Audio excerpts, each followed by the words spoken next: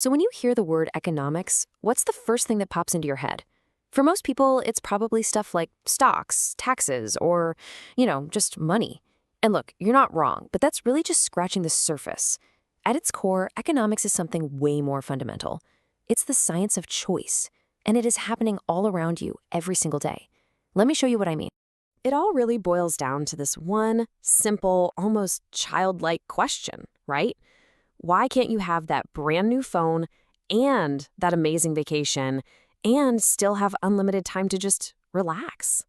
The answer to that question, that's the entire reason the field of economics even exists. So here's our game plan for this explainer. We're going to start with what economics is really about, choice. Then we'll dive into the huge problem of scarcity. From there, we'll look at trade-offs and opportunity cost, check out the two big lenses, micro and macro, see how markets and governments play their parts, and then wrap it all up with a whole new way of thinking. All right, first things first, let's get one huge misconception out of the way. Economics is not just about money, not even close. It's about every single choice you make, from something tiny, like what you're going to have for breakfast, to a massive life decision, like what career you're going to pursue. Now, I know that sounds super academic, right? But what's really going on here is a fundamental conflict.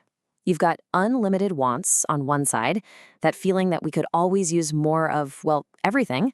And on the other side, you've got scarce resources to actually get those things. Economics is basically the study of how we all try to solve that impossible puzzle. And that brings us right to the problem of scarcity. And honestly, this is the big one. If you can really, truly wrap your head around this one concept, you are well on your way to thinking like an economist. Think of it like a giant seesaw that's totally out of balance. On one end, our desires for stuff, for services, for cool experiences, they're practically endless. But on the other end, the actual resources we have to make them happen, land, the people to do the work, time, money, all of that is limited. It's finite. So, here's the absolute crucial point. Scarcity forces choice. Because we can't have everything, we have to choose. And every single choice we make has consequences. That simple fact right there, that's the engine that drives all of economics. Okay, so if scarcity forces us to choose, what does that choice actually cost us? Well, that brings us to trade-offs and this really cool idea called opportunity cost. This is where we learn to see the invisible, the hidden price tag on every single decision we make. Seriously, think about it for a second. When you decide to binge one more episode of that show you're watching, what are you not doing with that time? When you buy that fancy coffee, what could you not buy with that same $5? Every yes to one thing is automatically a no to something else. And these trade-offs, they are absolutely everywhere. Choosing to study for a big exam means you're trading off the time you could have been hanging out with your friends. A government that decides to spend more on building roads might be trading off funding for schools. It's just an unavoidable part of life. And this brings us to one of the most important ideas in all of economics, opportunity cost. Now listen closely. It's not everything you give up. It's the value of the next best alternative you sacrifice.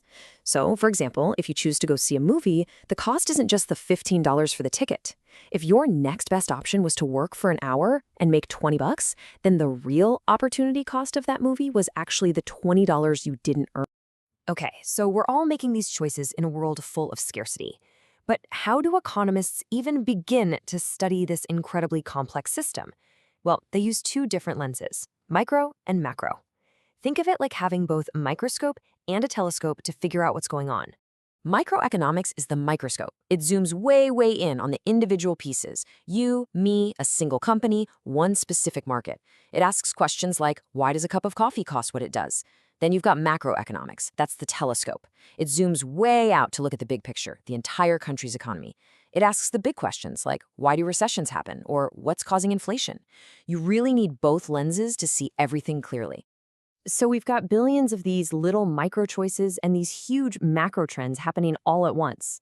I mean, how does all of that get coordinated? That's where markets and governments come into play. These are the two main systems societies use to answer the really big economic questions. And what are those big questions?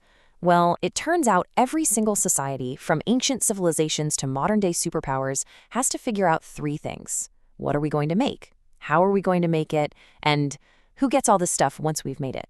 Markets mostly answer these questions using prices as signals. So if tons of people suddenly want electric cars, their prices go up. That's a signal to companies that says, hey, make more of these. But, markets aren't perfect. That's where governments step in. To provide things markets won't, like national defense, or to fix problems like pollution. The reality is, pretty much every country on Earth uses a mix of both systems. And all of this brings us to our final section, seeing this as a new way of thinking.